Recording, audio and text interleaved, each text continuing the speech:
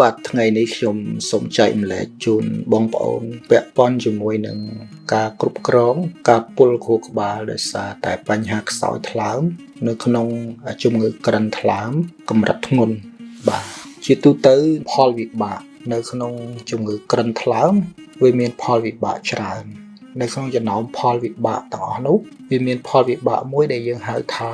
ការពុលខួរក្បាលដោយសារតែថ្លើមมันអាចធ្វើសំយោគនៅសារជាតិពុលជាពិសេសពួកយូរីអាម៉ូញ៉ាក់ដែលវាស្រូបចូលក្នុងឈាមច្រើនធ្វើឲ្យបុកទៅខួរក្បាលអាចអ្នកជំងឺផ្លាស់ប្ដូរនៅកម្រិតស្មារតីការយល់ដឹងករណីខ្លះអាចឈានដល់សន្លប់បាទអញ្ចឹងនៅពេលដែលវិជ្ជបណ្ឌិតកំណត់ថាថ្លើមរបស់បងប្អូនមានបញ្ហាក្រិនទៅហើយវិវត្តដល់កម្រិតក្រិនទៅហើយកម្លាំងថ្លើមរបស់បងប្អូនចាប់ផ្ដើមធ្លាក់ចុះមុខងារវាមានការប្រែប្រួលខ្សោយជាងធម្មតាវាអាចនឹងវិវត្តទៅដល់ចំណុចមួយគឺការបង្កឲ្យការកើនជាតិពុលបុកទៅខួរក្បាលអញ្ចឹងនៅក្នុងការគ្រប់គ្រងសម្រាប់ការពុលទាំងអស់នោះគឺនៅក្នុងវិទ្យាសាស្ត្រផ្នែកជំងឺថ្លើមយើងមានវិធីជួយគ្រាន់ថាវិធីជួយនោះយើងត្រូវដឹងពីកម្រិតនៃជំងឺរបស់យើងដែរកត្តាដែលគេឃើញថាងាយជំរុញឲ្យមានការកើនឡើងជាតិពុលក្រោយពីថ្លើមខ្សោយនោះមានកត្តាខ្លះយើងមានឆ្លងរោគគេហៅថាការបង្ករោគឧទាហរណ៍ដូចថាយើងមានជំងឺថ្លើមហើយស្រាប់តែយើងទៅឆ្លងផ្ដាសាយធំឬក៏យើងទៅឆ្លងជំងឺពោះវៀនឬក៏យើងឆ្លងជំងឺសួតដែលវាបង្កឲ្យរាងកាយរបស់យើងនឹងចាប់ផ្ដើមខ្សោយដែលថ្លើមវាកំពុងតែខ្សោយស្រាប់នោះវាធ្លាក់មុខងារកាន់តែខ្លាំងអាហ្នឹងវាជំរុញឲ្យមានការពិបាកក្នុងការសម្របសម្រួលជាតិពុលទាំងអស់នោះដែរហើយកត្តាពាក់ព័ន្ធផ្សេងទៀតអាចពាក់ព័ន្ធជាមួយអតុល្យភាពនៅពពួកអេឡិចត្រូឡៃតដែលមានជាពពួកសូដ្យូមពួកប៉ូតាស្យូមក្លជាដើមហ្នឹងក៏ជាកត្តាជំរុញឲ្យមានការសម្របសម្រួលជាតិពុលនឹងមិនបានល្អដែរនៅក្នុង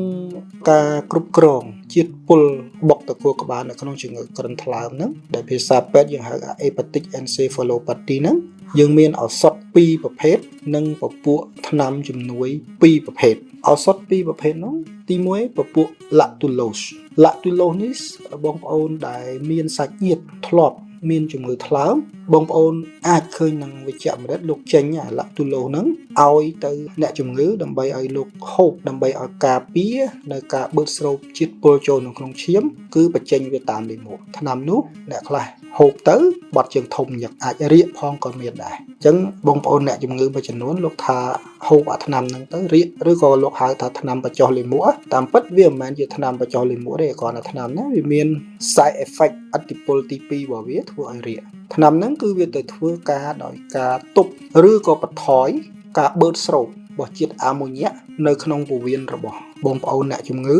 ដោយមិនឲ្យស្រូបចូលទៅក្នុងឈាមដោយបញ្ចេញតាមលាមកឲ្យបានច្រើនអញ្ចឹងយើងរាកខុសធម្មតាអញ្ចឹងកាលណាយើងមានបញ្ហាក្រិនថ្លើមវិជ្ជបណ្ឌិតតែងតែឲ្យថ្នាំហ្នឹងហើយដើម្បីការពារកុំឲ្យក្តៀនព្រោះបងប្អូនយើងត្រូវដឹងថានៅក្នុងជំងឺថ្លើមគេអត់ចង់ឲ្យយើងទល់លាមកទេកាលណាយើងទល់លាមកអាកាសសំណល់ដែលស្តុកទុកនៅក្នុងលាមកយើងវាសុទ្ធតែជាជាតិកខ្វក់ជាតិពុលហើយវានឹងស្រូបចូលក្នុងឈាមហើយមានបាក់តេរីល្អឬក៏បាក់តេរីអាក្រក់ជាពិសេសពួកបាក់តេរីអាក្រក់មួយចំនួននៅក្នុងពោះវៀនយើងវាផលិតជាតិអាម៉ូញ៉ាក់នឹងច្រើនអញ្ចឹងវានឹងស្រូបចូលនៅក្នុងឈាមយើងបង្កើតឲ្យទៅជាជាតិពុលបុកទៅខួរក្បាលហើយពោះថ្លើមយើងមិនមានសមត្ថភាពគ្រប់គ្រាន់ក្នុងការសំយោគសារជាតិទាំងអស់នោះទេថ្នាំទី2ក្រៅទៅពីឡាក់ទូឡូសដែលយើងហៅថាថ្នាំបញ្ចុះលាមកហ្នឹងគឺថ្នាំឈ្មោះ Rifaximin នេះជាប្រភេទថ្នាំសម្លាប់មេរោគនៅក្នុងពោះវៀនគឺជាថ្នាំដែលគេអនុម័តដោយសមាគមថ្លើមរបស់សហរដ្ឋអាមេរិកដែលក្រុមអ្នកប្រាជ្ញលោកសិក្សាទៅអាថ្នាំ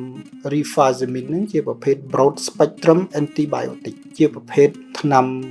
សម្រាប់ពួកបាក់តេរីដែលមានសកម្មភាពទូលាយដែលវាមានតួនាទីទៅបន្ថយនៅកំហាប់នៃជាតិអាម៉ូញ៉ាក់នៅក្នុងឈាមនឹងមិនឲ្យច្រើនតាមរយៈការដែលវាចូលទៅសម្លាប់ពួកបាក់តេរីនៅក្នុងពោះវៀនដែលជាប្រភេទបាក់តេរីអាក្រក់ដែលវាផលិតជាតិអាម៉ូញ៉ាក់ច្រើនហើយវាជួយបង្កើននៅឲ្យពោះវៀនយើងនឹងផលិតនៅអង់ស៊ីមមួយចំនួនឲ្យបានល្អ អាហ្នឹងគេឲ្យយើងញ៉ាំលេខ550 មីលីក្រាមហ្នឹងមួយថ្ងៃ2 ដងអាចញ៉ាំយូរអាចញ៉ាំឆាប់ទៅតាមកម្រិតដែលវិជ្ជមានតាមដានកំណត់ទៅដល់អ្នកជំងឺផ្ទាល់ហើយពីមុខទៀតនោះវាមិនមែនជាថ្នាំទេវាអាចថាជា OTC វាក៏មានប្រយោជន៍ដែរដែលគេសិក្សានៅក្នុងអ្នកជំងឺដែលមានពុលខួរក្បាលដោយសារថ្លើមខ្សោយហ្នឹងទី1គឺពួក probiotic ដែលយើងយកពពួក live bacteria មានន័យថា probiotic ដែលមាន bacteria រស់ស្រាប់ហ្នឹងវាជួយបង្កើននៅកម្រិតបាក់តេរីល្អច្រើនអញ្ចឹងការផលិតជាតិអាម៉ូញ៉ាអត់សូវមានច្រើនទេហើយវាជួយឲ្យចលនាពោះវៀនយើងដំណើរការល្អអាហ្នឹងក៏យើងញ៉ាំបានដែរហើយបងប្អូនអាចស្គាល់វាដែរអា probiotic ហ្នឹងហើយថ្នាំទី3នោះវាមិនមែនជាថ្នាំដែរទេវាជា OTC ដែរវាជាប្រភេទ vitamin mineral ទេគឺពពួក zinc ពួក zinc ហ្នឹងយើងហៅភាសាខ្មែរយើងហៅថាសង្កសី zinc ហ្នឹងវាជួយក្នុងការសម្របសម្រួលពាក់ព័ន្ធជាមួយនឹងការធ្វើសំយោគនៅពពួកយូរីឲ្យបានល្អកុំឲ្យសល់សំណល់អញ្ចឹងការងាររបស់ zinc ហ្នឹងវាអាចថាជា mineral វាចូលរួមក្នុងការជំរុញឲ្យការធ្វើ cycle របស់យូរីផលិតជាតិយូរីហ្នឹងឲ្យបានល្អកុំឲ្យមានសំណល់ហើយវាមិនពុលទៅខួរក្បាលព្រោះអាហ្នឹងសិតតែជាសំណល់ហើយអាហ្នឹងកម្រិតប្រើវាគេឲ្យលេខ220 មីលីក្រាមក្នុងមួយថ្ងៃតែ zinc ហ្នឹងអាចមាន side effect មួយចំនួនដែរអាចឲ្យអ្នកជំងឺយើងមានឆ្អល់ណែនអីដែរអញ្ចឹងភាគច្រើន zinc យើងឲ្យញ៉ាំជាមួយអាហារមួយថ្ងៃម្ដងញ៉ាំបាយហើយញ៉ាំវាភ្លាម probiotic យើងអាចញ៉ាំទៅតាម dose ដែលដុកទ័រកំណត់ទៅតាមប្រភេទ probiotic ដែលគេផលិតដែរបើ probiotic ខ្លះវាដាក់មួយគ្រាប់ហ្នឹងវាមានច្រើនលានណាអញ្ចឹងយើងអាចនឹងសួរដុកទ័រឲ្យបានត្រឹមត្រូវហើយសម្រាប់ rifaximin ដែលជាប្រភេទថ្នាំសម្រាប់ពពួក bacteria ប្រភេទសកម្មភាពទូលាយអាហ្នឹងគេប្រើ dose ដូចខ្ញុំជម្រាបហើយ550មីលីក្រាមមួយថ្ងៃ2 ដងដែល lactulose គេអាចប្រើមួយថ្ងៃ2 ដងឬក៏មួយថ្ងៃ4 ដងឬក៏មួយថ្ងៃ1 ដងទៅតាមកម្រិតនៃការបត់ជើងរបស់អ្នកជំងឺបើសិនជារាកច្រើនពេកអាចបន្ថយ dose បាទអញ្ចឹងខ្ញុំសូមចែករំលែកជូនបងប្អូនឲ្យមានចំណេះដឹងក្នុងការយល់ទៅលើឱសថក្នុងការគ្រប់គ្រងក្នុងការពុលខួរក្បាលលើអ្នកជំងឺក្រិនថ្លើមបើសិនជាបងប្អូនទៅដុកទ័រអាចនឹងឲ្យថ្នាំទាំងអស់ហ្នឹងហើយនេះគ្រាន់តែជាចំណេះដឹងបន្ថែមមិនមែននិយាយប្រធានបទនេះឲ្យបងប្អូនទៅធ្វើការព្យាបាលដោយខ្លួនឯងទេសូមបងប្អូនគ្រាន់តែស្ដាប់ជាចំណេះដឹងហើយអាចស្រាវជ្រាវបន្ថែមហើយពេលបងប្អូនទៅជួបវេជ្ជបណ្ឌិតបងប្អូនអាចមានមូលដ្ឋានក្នុងការជជែកជាមួយនឹងវេជ្ជបណ្ឌិតទៅលើថ្នាំរបស់បងប្អូនដែលប្រើអញ្ចឹងខ្ញុំបាទសូមអរគុណហើយក៏សូមជម្រាបលាបាទ